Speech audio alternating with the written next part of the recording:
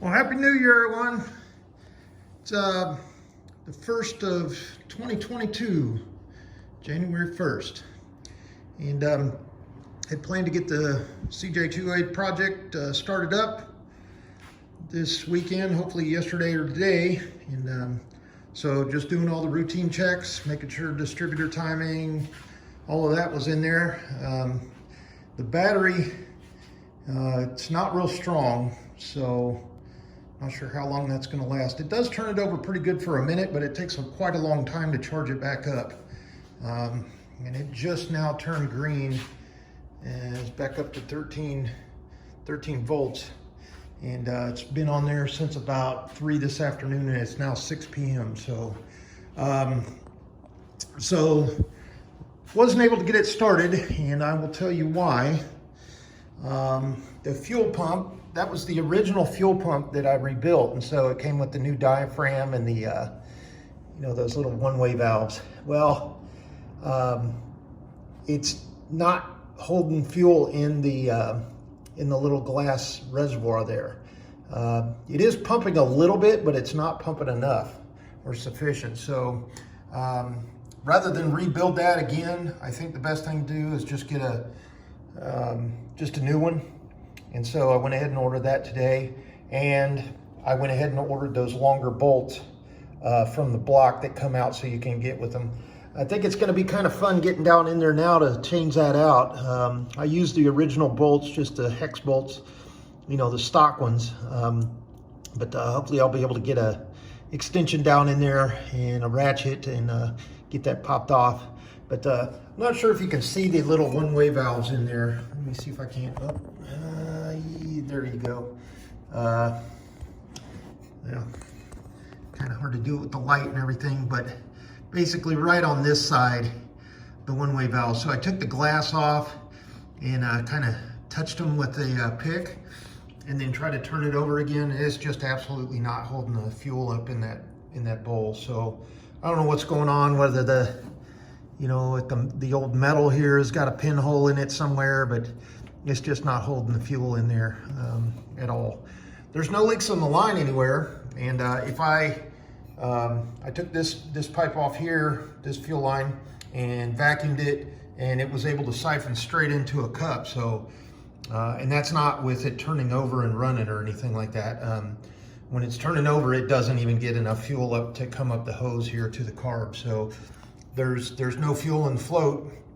However, I did pour a little bit of fuel in the intake there, set the choke, hit the starter, and pow, got a little bit of fire. So it's going to run. It's just now we got a dilemma getting fuel to it, because as you know, fuel, fire, and air, that's what makes an engine run. So we got the fire, we got the air, we just can't get the fuel to it. So luckily there's no fuel leaking anywhere down under here. It's just water here on the floor here, but yeah, I got the hose tightened up quite a bit, and so it's not draining any more antifreeze into there. But obviously once that heats up and once we get it started, we'll double check to make sure nothing's spraying out of there. So yeah, I had high hopes for being able to get this running this weekend, but I'm about another, probably next Friday, so I'm about a week out before I can actually get that replacement there. I did order it today, so it should be here sometime this week. And, probably take me, I'm just gonna estimate probably an hour or so, depending on if I can get the bolts out. Otherwise, I'm gonna have to pull the fender and lift the engine up a little bit, and just to be able to get to that one bolt right up there in the front behind all of that stuff. The oil return line, the fuel line, the engine mount bolt. Anyway, you all know the deal. The horn does not work. Took it apart, cleaned the contacts and everything. As you all know, in there, there's that little fiberglass piece, and the screws that go through that are just, that piece of fiberglass just disintegrated. So it's not going to work. However, that is the original horn, so I went ahead and put it back together. And mounted it where it would go, and then I taped off the leads for the that would go to the horn. So they're here. I'll put some I'll mount those up here so they're not going to short out or anything. I just got some electrical tape over them right now and kind of bend them out of the way. Other than that, no other updates. Turned over the engine, turns nice. One of the things I've noticed that it does though is, let's see, yesterday, so got there under there with the, I have the hand crank or anything like that. So I got under there with my socket, my big breaker bar, and turned the engine over, get the timing lines lined up so I could set the distributor points and everything, just double check, just make sure that I got those set all right. And it turns over. However, this morning I came out and I went to turn it, and it was almost like it was, well, it wasn't frozen up, but it took a hell of a lot more force to pull it. So, we did get freezing temperatures last night, but not here in the garage. So, I don't know. I did put some oil down in the spark plug holes just to help it turn over a little bit. And so,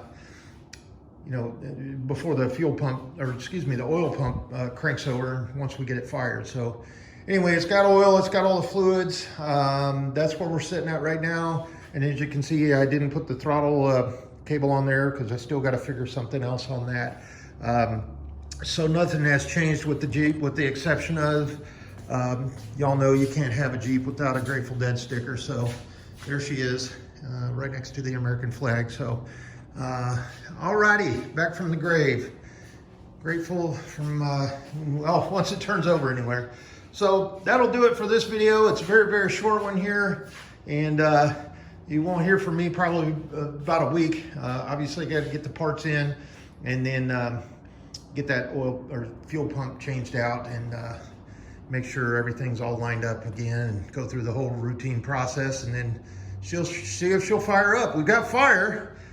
We just got to get the gas in there, and then everything is just basically timing and tuning and see if she'll go down the road. Check the brakes one last time and all that. So anyway, I'll update all that in the next video. Reason I didn't show you today whenever we were turning this over to see if it was going to fire on the first start is my phone battery was dead. So apologize for that, but you wouldn't have seen anything other than the button getting pushed and it turning over and not doing anything. So you didn't miss anything. However, discovering what was wrong took a little bit of kind of trial and error and just going back over our steps, and sure enough, there it is. So, we'll talk to you sometime next Friday. All right, take care. Have a good week.